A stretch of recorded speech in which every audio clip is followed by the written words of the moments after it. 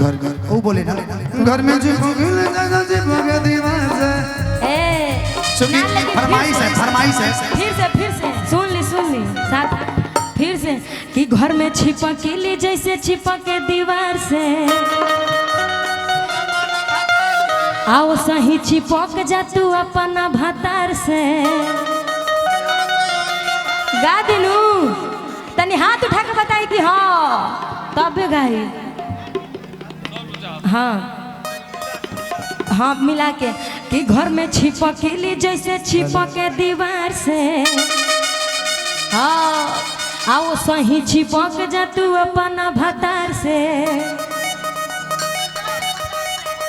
कि ढेर दिन पयलू ह नैहर से कार से भर ही मजा दो तू अपना भतार के आज भर ढील ढोड़े आज भर ढील ढोड़े थकल मिजाज जनी हो वाला फिर घर में छिपकली जैसे छिपके दीवार से जियो हो ओ सही छिपक जा तू अपना भतार से घर ही मजा दो तू अपना भतार के लेकिन झोंका पा ओ दिन जगह बाजार कि आज भर ढील द ढोड़ी जनी चीज थकल बा मिजाज जनी हो वाला फिर आज भर ढील द ढोड़ी जनी चीज मिजाज जनी हो वाला फिर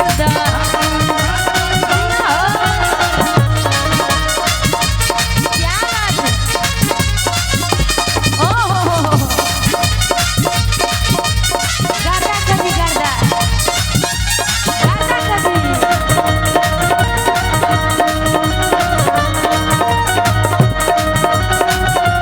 जियो हो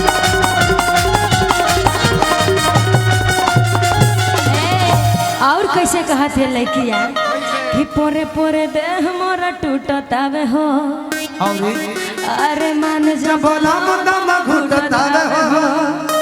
कि पोदे पोदे देह मोरा टूटतावे हो जियो मान जा बोला मुदम घुटतावे हो कि आवर रानी पास बरदास नइखे हो अपरती बा खेत जवन दिही आज जो आज भर ढील दा ढोड़ी रन छिउदा थकल बा मिजाज जनी हो वाला फिर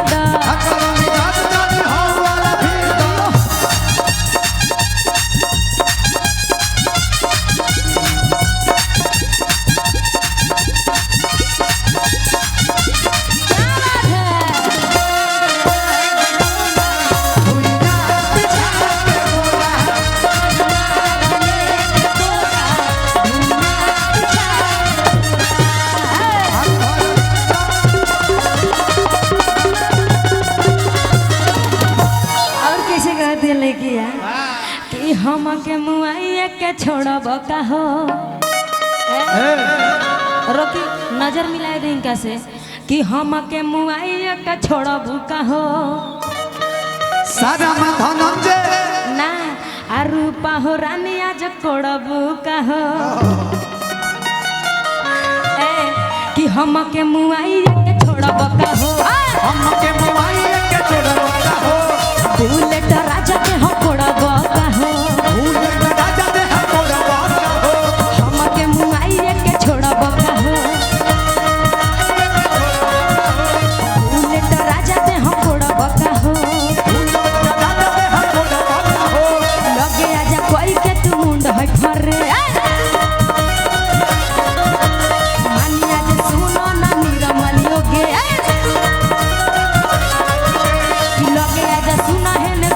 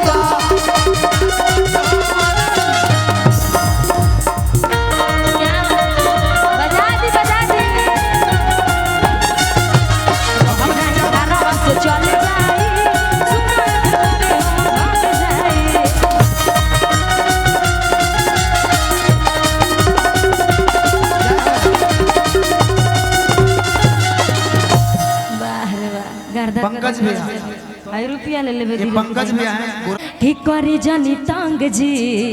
आ सिहर बदान जी। एगो हमार लास्ट गाना रही ई रूपा हाँ रोमांटिक होके ए जी तनी भाव दे दी हाय धरी जी मोबाइल ए की करी जानी तांग जी आ सिहर बदान जी के छुई मत सैया हमार आहै निरौठ बदान जी कि दिन में न लागी आहै केवाड़ी सैया जी। अरे तनी बजावल करे गूगल जी का तनी सॉरी डिस्पोजल जी कि दिन में न लागी आहै केवाड़ी सैया जी कि छुई जानी धरे अकबारी। एकदम अपना दिल में बसा ली है हमरा के कि छुई जानी धारी अकबारी। इतना से ना होई 20 रुपये से का होई हाई हो ले ला कि छुई जानी धरे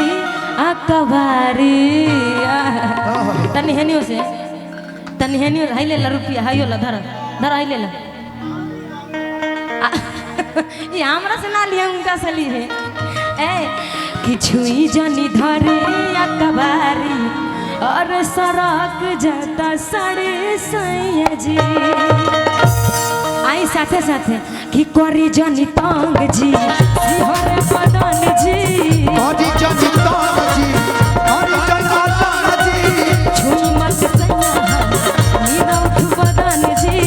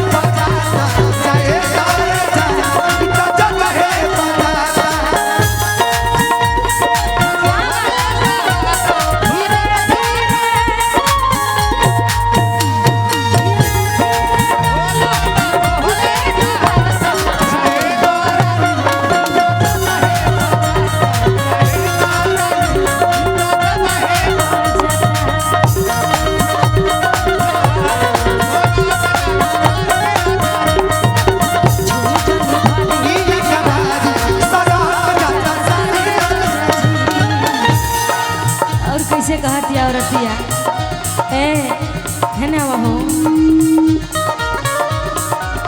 पहिला मिलन बटे अरे गजब रौरा बानी बेरी बेरी राजा काहे कैसे छुआतानी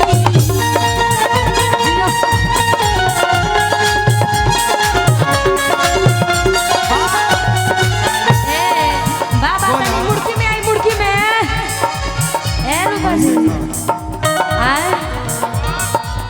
पहिला मिलन बाटे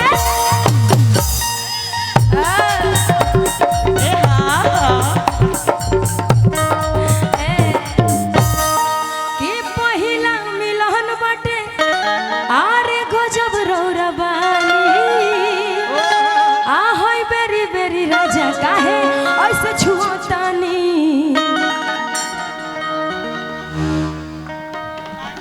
हेलो हेलो लास्ट बार हेलो हेलो धनेश सर रोकल जाओ हाँ रोक ली नेहा जी